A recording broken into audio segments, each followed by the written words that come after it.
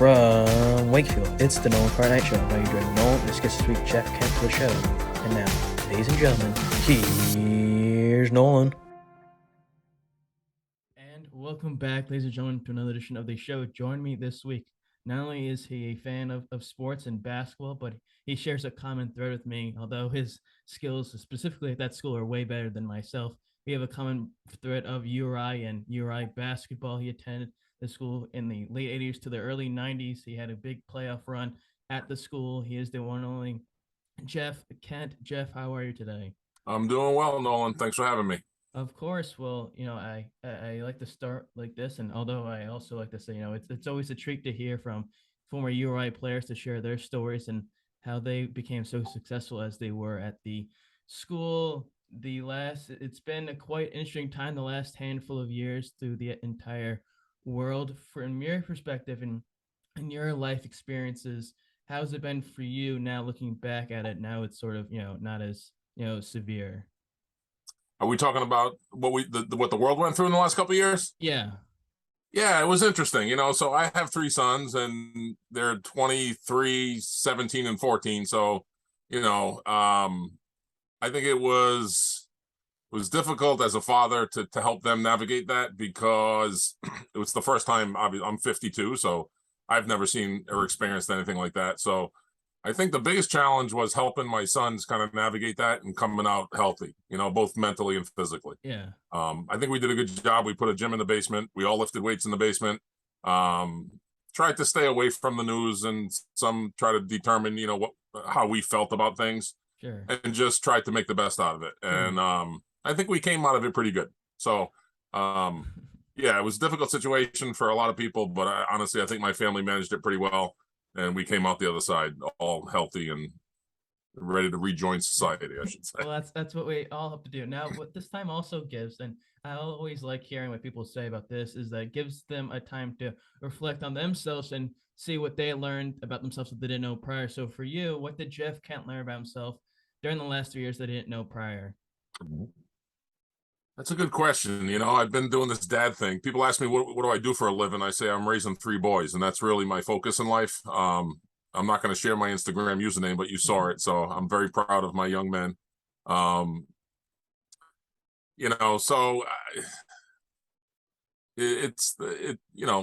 what did I learn about myself?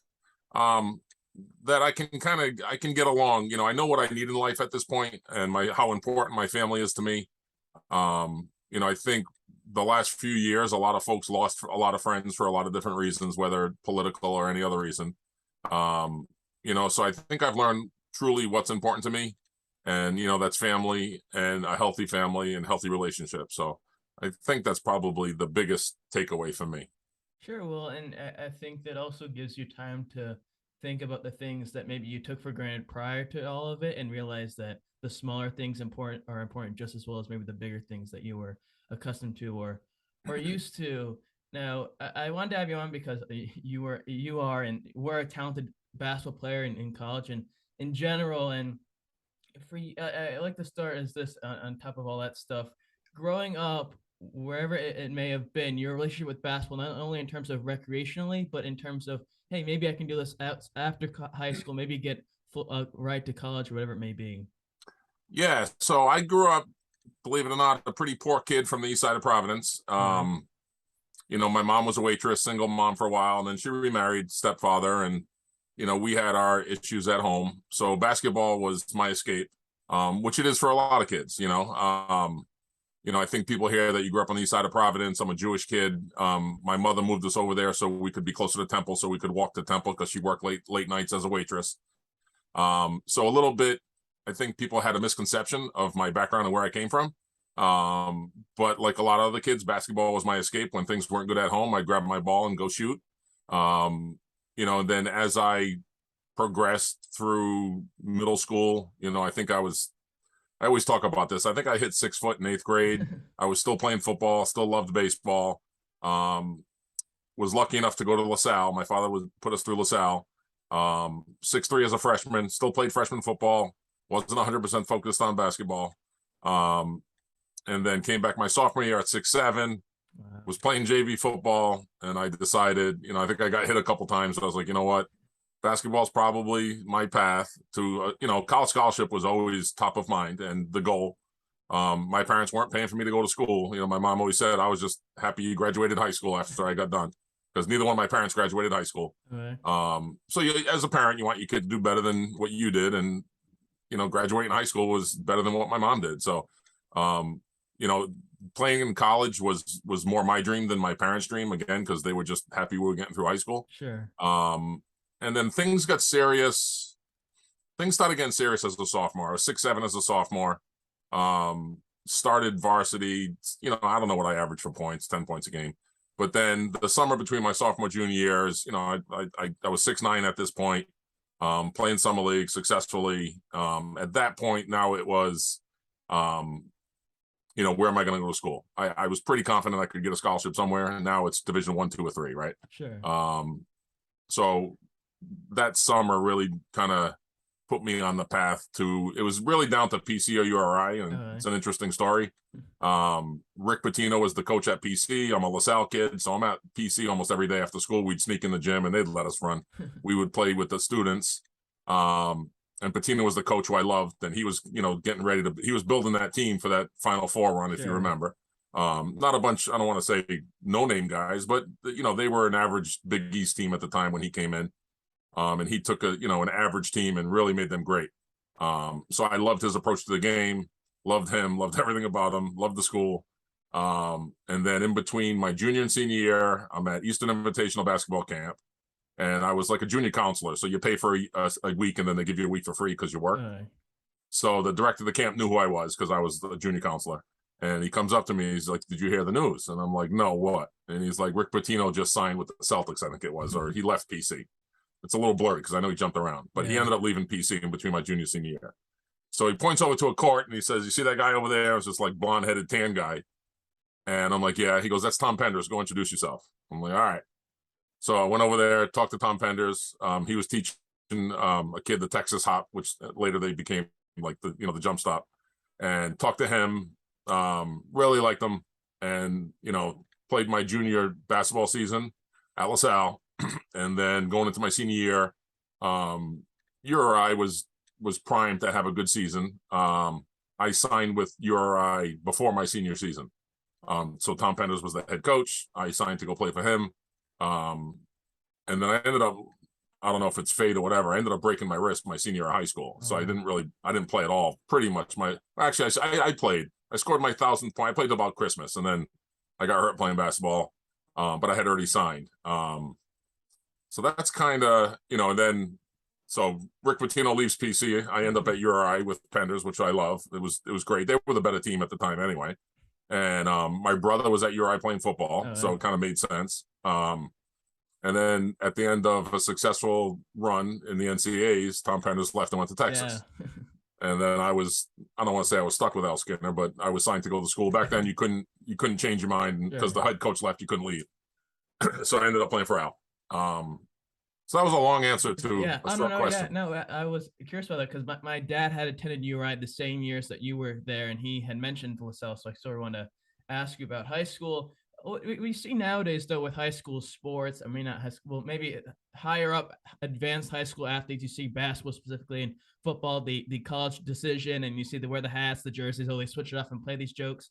For you, though, going through high school, and you mentioned it, PC, then URI, how did you deal with it as a 17, 18-year-old kid? Yeah. The school's coming in and paying attention and focusing on you. It was a blast. So letters would come in the mail every day. I was open to pretty much going anywhere. I didn't have it in my mind that, I had to stay local. So I had a lot of conversations with some schools that weren't on the East Coast, some out West. Cal State Fullerton was one, and there were a lot of schools I think were looking at me, waiting to see me play my senior year, and I ended up signing early, so that kind of nixed all that. And like Boston College reached out to me after I signed. He's like, "I'm kicking myself in the ass for not recruiting you harder because I was waiting to see you play your senior year." So a lot of letters in the mail. Again, I was in love with PC and I was in love with Rick Pitino. I went to all his camps. I felt like he was the guy that could really develop me into something special, because I was a kid that kind of needed to be developed. Sure. Big guy that could shoot, not that fast, but I saw what he did with, with the guys he had, Dave Kipfer and some Steve Wright and some of the other big guys he had that he took to the Final Four. So I really believe that was the school for me. And then, we kind of just talked about how he left, and then Penders was finding success at URI. URI was on the rise. But I was still in love with the school. I was in love with Penders, and my brother was there. My brother was my best friend at the time. So it was a relatively easy decision, but I tell you, the attention that I got, and we did like a little radio broadcast when I signed. I made my decision. There was no TVs and no hats or anything like that, but we did have like a signing day at LaSalle, and there was some radio stations there, and I still remember doing the interview like it was yesterday.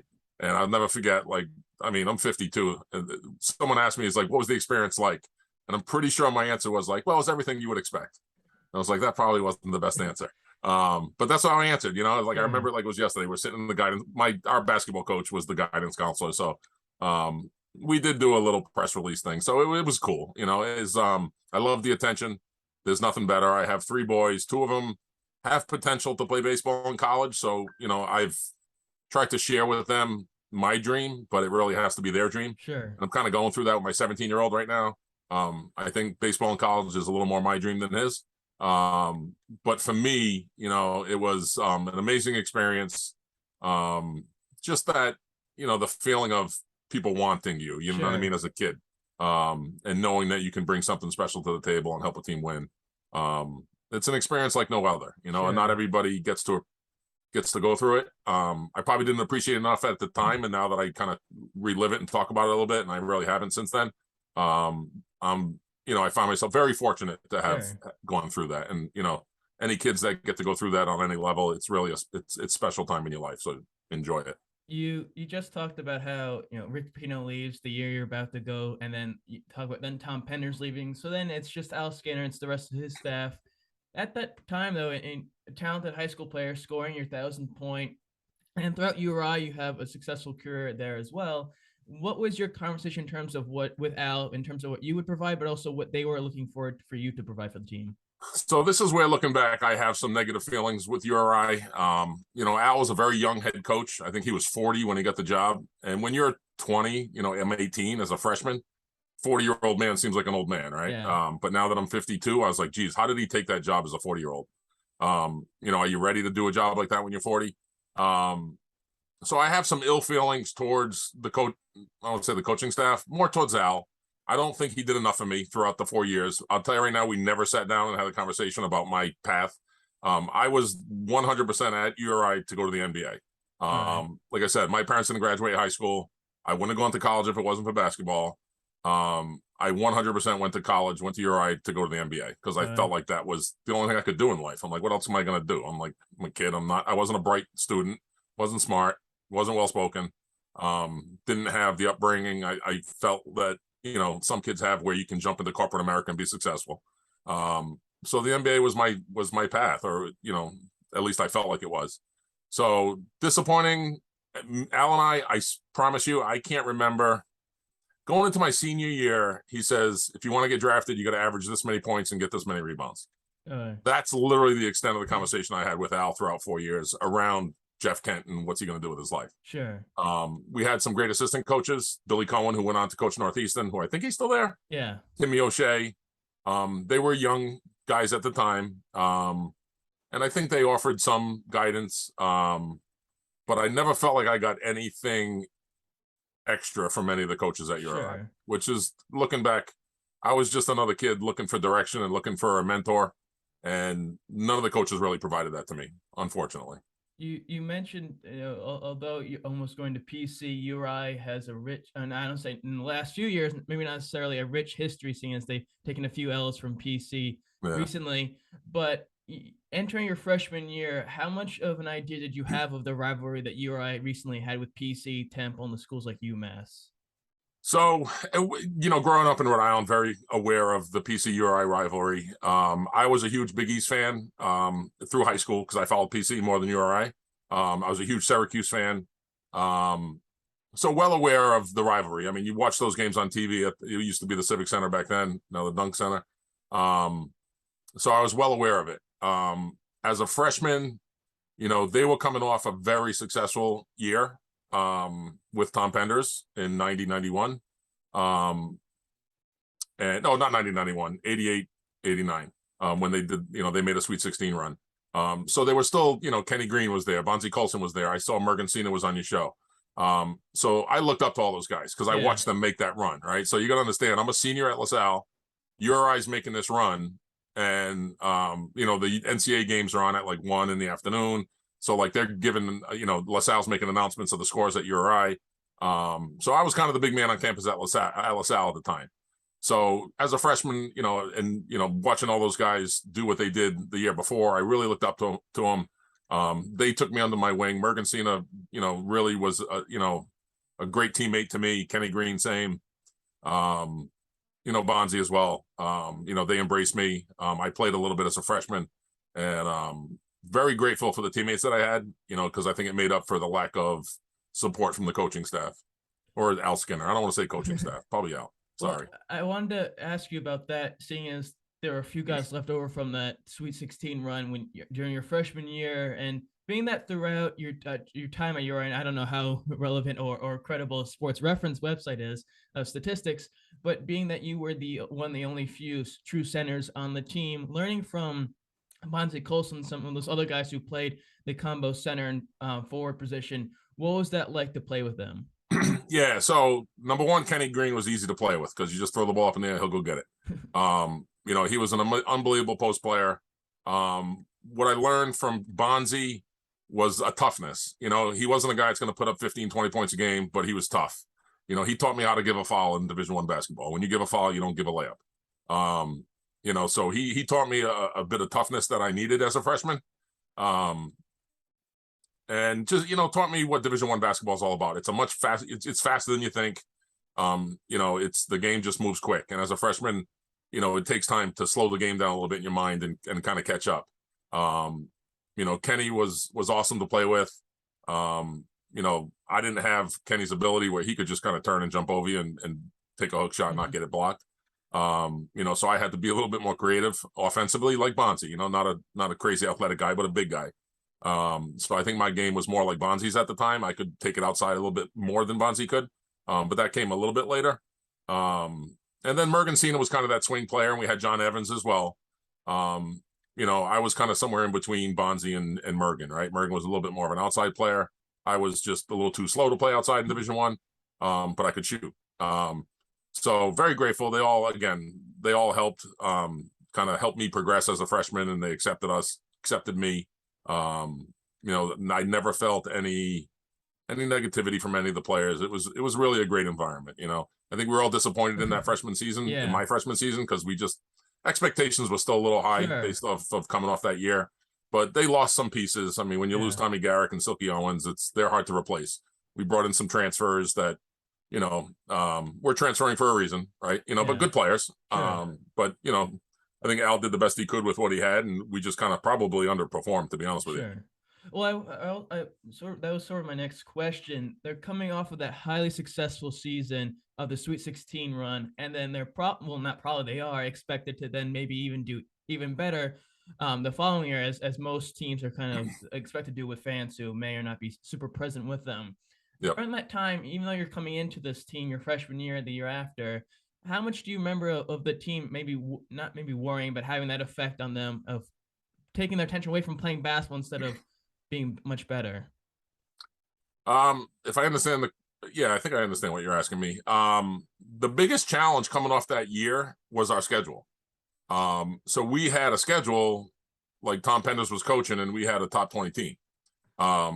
So if I remember correctly, my freshman year, I think we went and played at Las Vegas, at Arizona State, at Houston. So Tom Penders had the schedule in place before he left. So we just had a crazy non-conference schedule, and we got beat up. I remember Kenny Green held his own. We played Las Vegas in the Shark Tank, and Kenny was throwing their shots all over the gym. But he was really the only one that performed well that night. I don't even know if I played. I might have played a little bit. So I think the biggest challenge that freshman year, and again, if I'm answering the question, I hope so, was the schedule. And then, high expectations, but it just goes to show you when a coach leaves, typically there's a rebuilding process, and Al just couldn't pick up the pieces that were left behind from Tom. Sure. So, yeah. that year, as you said, you didn't play a whole lot. To then the following year, you're playing more. Then your scoring goes up. So what happened between the end of your freshman year, from your own ability, to then the beginning of your sophomore year, where then you're playing more, and then your skill level is higher up? Besides the point that Bonzi and those guys had graduated. Yeah, I mean, part of it was I was playing more, right? So I think I started as a sophomore, so I was in the we call it the first five, whatever. I was starting. So I was just getting more minutes on the court. The game starts to slow down a little bit. Spent a lot of time in the weight room, kind of getting my body ready for Division I basketball. So I think it's just a combination of, the game slowing down a little bit, understanding where I can score.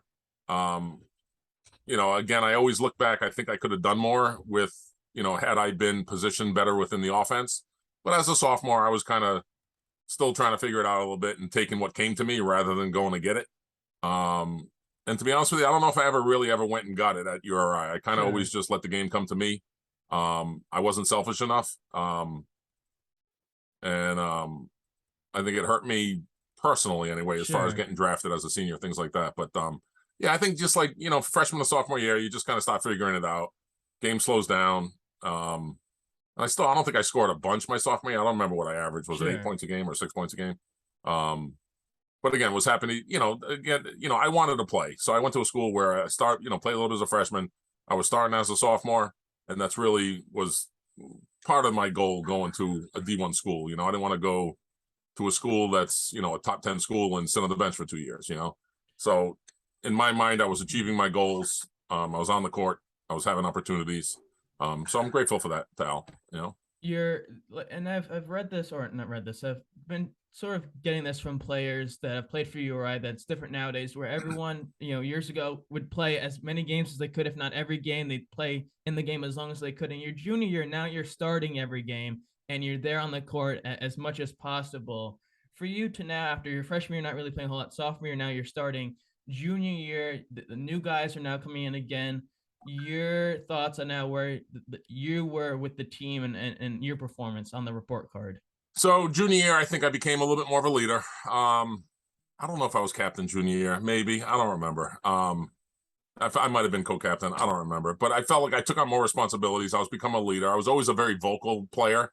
As a center, I always kind of directed the defense. I was always very vocal, which I try to instill in my kids on the baseball field, but they're just not getting it. But anyway, I had a loud mouth. So I was confident in what I was doing. I felt like I was moving towards my goal of getting drafted and playing the NBA. I kind of had an idea in my mind how many points I needed to average, what I needed to do for rebounds. I think it was my junior year. We were running, it was early in the season, like preseason, and we were running our fast break drill. And I would always come back. I would come last. I'd take the ball to bounds, come last. And I would, look for a jump shot at the free throw line. And I think that was the year where Al said, hey, just stop at the 3-point line and shoot the three. And I was like, hallelujah. He's going to let me shoot the three. Yeah. So that's where I kind of became more of an outside player, where I would shoot that three on the trail.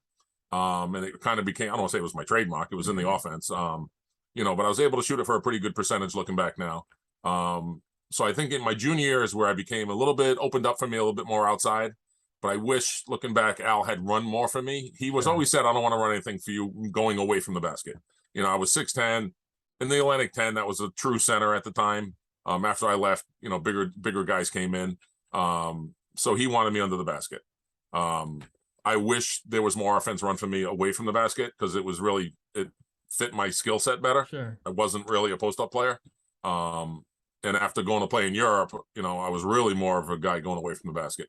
So I just, I wasn't developed maybe the way I had hoped, or not at the time, but looking back. But yeah, my junior year was when things started coming together. Playing outside opened up for me now, get some alley-oops going to the basket, because the big guy had to come out and play me at the top of the key. So it opened up the offense a little bit for me, but I still just, I needed more shots per game. That's, I guess, would be my gripe looking back. That year, I read online, you guys have a win streak that you have. You guys are doing pretty well at the beginning of the season. I think it was 12-1. You guys went on a run. When you guys are building that success, not only from a personal level, but a team level, how did you guys keep that going, but also realize that this is just it's another game, and we have to make sure we're holding up this win status? So you're referring to my senior year. So I went back, and yeah, so I went back and I looked at our schedule. I have it up on my screen, and just to kind of recap, what, just to remember basically, right? And I Yeah. remember a lot of it, and you know, there was every game we won during that win streak. So we started out like 2-0, whatever. We lost to PC by like 3 points, which stunk. But PC, we were a better team, but it's always a 50-50 game. Yeah. Anybody can win that game anytime, right? So we lose to PC, and then, like you said, we go on an 8-game win streak. So it was about 30 days. It was December 20th. I think I was looking at the December 21st to January 20th. We didn't lose a game. In my mind, so I'm a senior.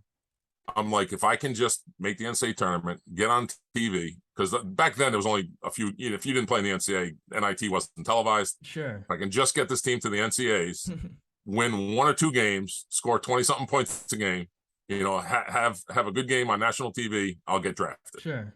So, I was one of the few seniors on the team, and the pressure every game just built and built. I'm like, Sure. if we can get this team to a top 25, we were knocking on the door. I think we were 12-1. And literally, if we win 2 more games in a row, we're top 25. And my goal that year was just, I want to see URI on the top 25 Sure. ESPN ticker, right? And I forget who we lost to. It was West Virginia, maybe, or I forget who broke our streak. I lost my shit in the bathroom, in tears, throwing trash cans, just disappointed, upset, pissed off. Didn't feel like the team cared enough, and I remember someone sharing with me what Al Skinner said to the team while I was in there crying like a baby, throwing shit around.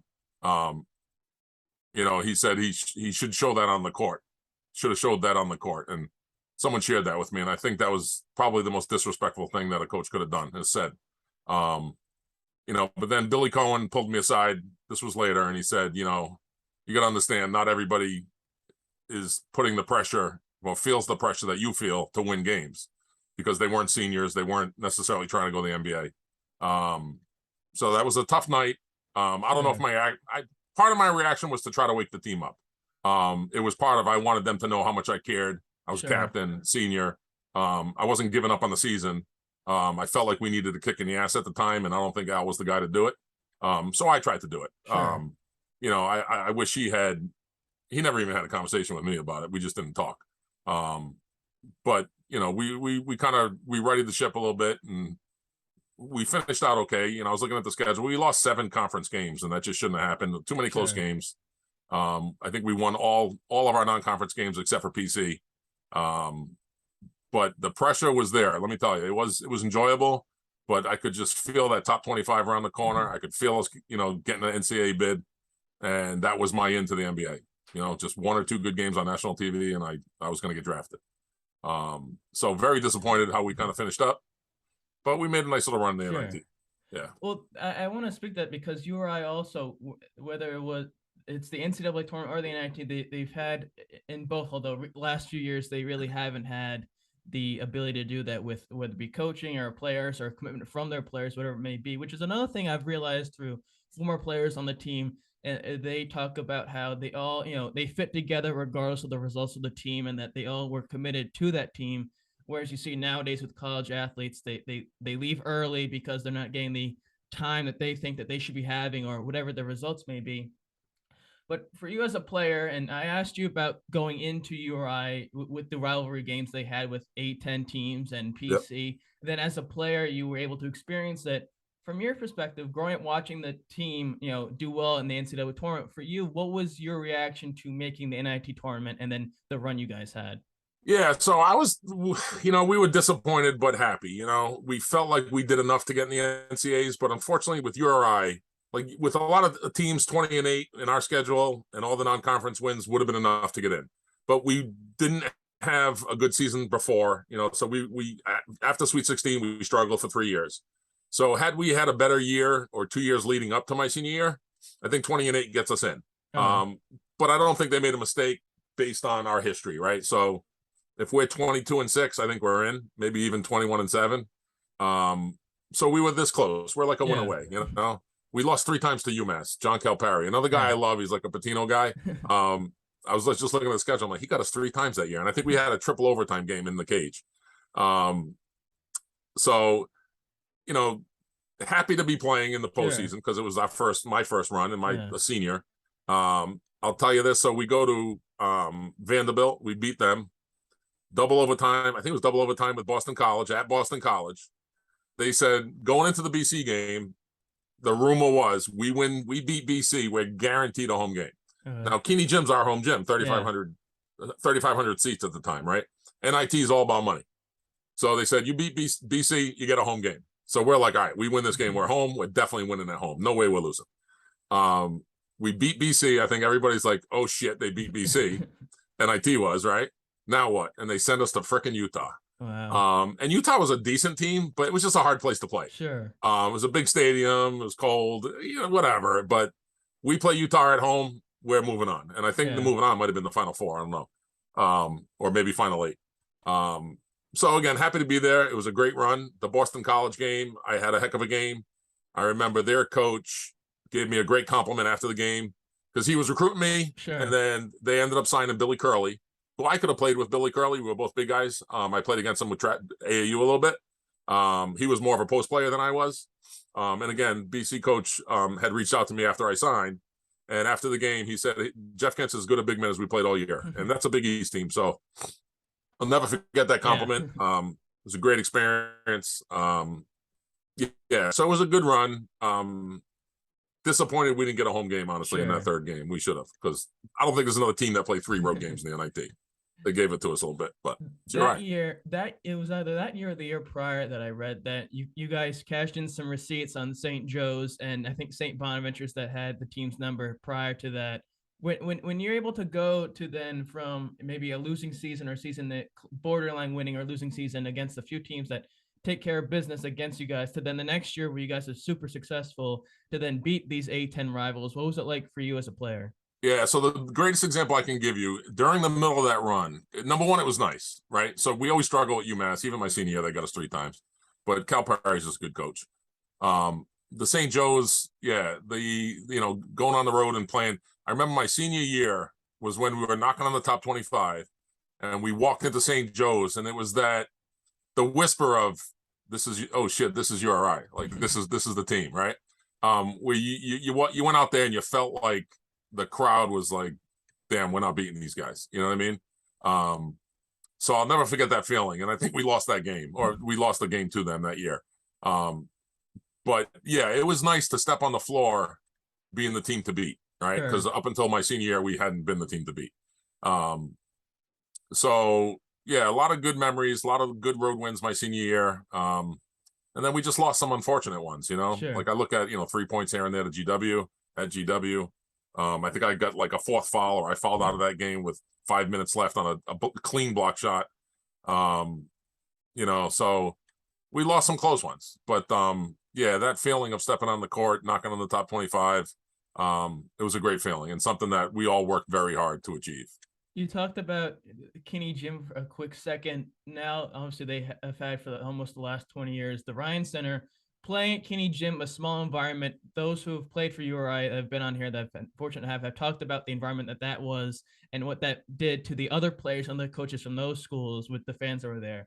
What was that like playing at Kinney Gym when you were a student? Yeah, so it was an upgrade for me. So I went to LaSalle Academy. Yeah. And back then, like my old gym is now the theater. So just to give you a reference, they put the 3-point line came into effect my senior year. Our gym was so small that the 3-point line had to end at the free throw line, extended, because the court wasn't wide enough to have a 3-point line. Wow. It was the smallest gym in the state. So for me, going from LaSalle to Kinney was like, this is Division I basketball, right? Plus, I watched it, on TV and watching them making their Sweet 16 run. But I'll tell you, there wasn't a louder gym that I ever played in than Kinney Gym. You put 3,500 people there. And it was usually under the basket, standing room only, so plays are happening. We're high-fiving, during the game, I'm high-fiving a fan or something. So I wouldn't change it for the world. I wouldn't change Kinney Gym for the Ryan Center because URI can fill 4,000 seats, not necessarily fill 9,000. And I remember we played UMass at home my senior year, and you couldn't hear yourself think. It was so loud. So I think it brought the fans closer to the game. They're literally on the floor. The noise level was ridiculous. So I loved it. And again, I wouldn't trade Keeney for Ryan, not for anything, for all the wins. Sure. Yeah, no. Yeah. Well, it's a magnificent place, and to picture, I mean, to be step inside of it years after anything, even though or during the moment, to see what it was like, and to see that they fit all those people in there, and to see how crazy it was. It's sort of hard to imagine because it's much smaller than most up to date stadiums. You mentioned playing overseas after graduating from URI. Your relationship with basketball in terms of playing professionally, seeing as your dreams were to make it to the NBA, but you end up playing overseas. Yeah, so NBA was my dream. I didn't get drafted. There's a lot of circumstances behind, why I didn't get drafted, and that's Sure. fine. But I mentioned that I grew up a Jewish kid. So knowing that European basketball existed, I knew, right? But we were playing UMass at UMass, and that was like, I think, the triple overtime game. I had like 35 points, best game of my life. An agent came up to me after the game, and he says, "Hi, my name's Guy Zucker. I'm an agent. I'm from Israel. Do you ever think about playing overseas?" I was like, well, I'm going to the NBA, so whatever. You know what I mean? I kind of blew him off. So I don't get drafted. This Guy Zucker, stays in contact with me. He says, "Hey, I'm having a tryout. There's a team from Israel, Maccabi Tel Aviv. They're having they're bringing some guys. They're putting them up in, I think it was Brandeis University in Massachusetts, and they were doing like a 3 or 4 day mini camp. So they were looking for, back then European teams could have 2 Americans on the team. So I'm talking to this guy, and throughout the time after the UMass game up until this mini camp, he finds out I'm Jewish. So now his wheels are turning, right? So I don't know anything about European basketball. So he's like, it comes down to it. He's having this mini camp. He tells me about Maccabi Tel Aviv. I kind of big time. I'm like, I'm not. I was still getting ready to go to rookie camps and stuff. So I said, yeah, I'll show up for a day. So like these guys have been in there killing themselves for 3 days. I show up like a jerk. I think my girlfriend's with me at the time, right? And we come walking in the gym. I put my bag down and we start playing. And Herb Dixon, who I played with, he was my point guard at URI, was there. So there was a couple guys there that I knew. And me and Herbie were on the same team, and he was just feeding me. I was in the best shape of my life. I was ready to go, and I tore it up. Absolutely tore it up. So after the camp, the coach is like, fly back to Israel with us. So now I'm a Jewish kid, and I'm like, I can't jump on a plane right now. So I kind of let it go. We start talking on the phone, and he's like, the guy Zucker's like, listen, they really want you to come out and visit. Because Israel, I'm thinking third world country. Yeah. I'm a kid. I don't know anything about Israel. I am Jewish. I'm like, you know what? Worst case, it's a free trip to Israel. I'm Jewish. Why not? Yeah. So they fly me out there, business class, put me in a beautiful hotel on the ocean, right on the Mediterranean. The country's gorgeous. And little do I realize that they pay a lot of money. They pay good money. So not long story short, long story long, we end up negotiating a 4-year contract right out of college. So what it was because I was Jewish, I could naturalize in Israel, become an Israeli citizen very easily. Took like a year. And then they could have me on the team plus 2 Americans. So it made me more valuable financially. Okay. So I ended up signing a 4-year deal with Israel. And that was a blast. Kind of unexpected, but really fell in love with the culture and European. I say European, it's Middle Eastern, but it's more of a European lifestyle. So really, really enjoyed my time there. I think I played in Europe for about 9 seasons. So after Israel for 7 years, then I went to Germany and I ended up playing in England. That's a long story for a year. And then I retired at 32, which seemed like I was an old man at the time, but looking back, not so much. That experience, though, playing overseas and the money that you're making, because it's a lot of money to be making, especially at a young age and playing sports.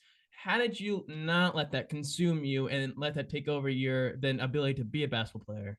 Yeah, I wasn't making tons of money. I mean, my first year out, I was making $65,000. It was cash, so no taxes. Yeah. So, my paycheck was $6,500 a month. As a 22-year-old kid with no bills, it was a lot of money, I guess, right? But it wasn't millions, you know what I mean? Yeah. Money got better over the next couple of years.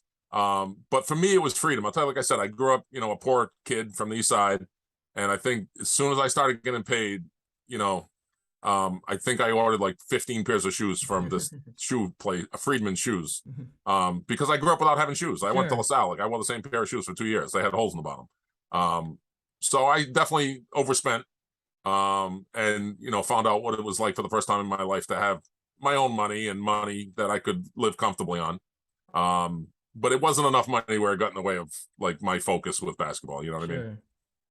Looking back at it all, and maybe not just the fact of URI, but the chance that you had to then help usher a team into not just a new era, but a new decade, and then playing overseas. How do you look back at it all, seeing as it's, been a few years? Yeah. So after I left URI, people were like, oh, did you understand? I was like, nah, that was before me. I was like, I like to think we built the foundation, or I helped build the foundation for Yeah. what URI, the success that they had after I left.